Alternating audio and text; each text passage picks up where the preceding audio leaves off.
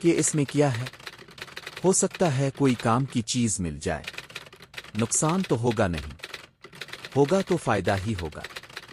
یہ سوچ کر وہ جائزہ لیتے، نتیجہ یہ ہوتا کہ اس میں ان کو اچھائیاں ہی اچھائیاں نظر آتی اور وہ مسلمان ہو جاتے۔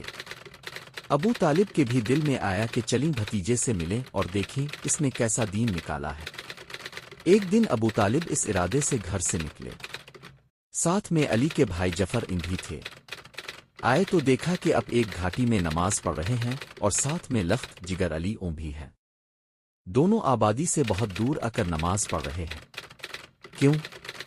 ان کے اور ان کے ساتھیوں کے ڈر سے۔ اب نماز سے فارغ ہوئے تو ابو طالب نے پوچھا، بھتیجے تم نے یہ کیسا دین اپنایا ہے؟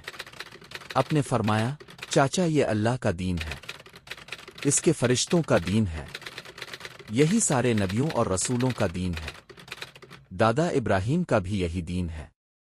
اللہ نے یہ دین دے کر مجھے دنیا کی ہدایت کے لیے بھیجا ہے۔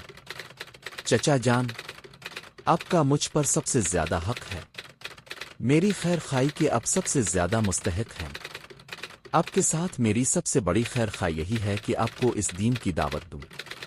آپ کو بھی چاہیے میری اس خواہش کو ٹھکرائے نہیں۔ ابو طالب نے کہا، بھتیجے، باپ دادا کا دین چھوڑنا تو میرے لیے ناممکن ہے، البتہ میری ہمدردیاں تمہارے ساتھ ہیں، جب تک جان میں جان ہے تمہارا کوئی کچھ نہیں بگاڑ سکتا۔ پھر علی کی طرف متوجہ ہوئے اور پوچھا، بیٹے، اس دین میں تو آ گئے لیکن اسے سمجھتے بھی ہو؟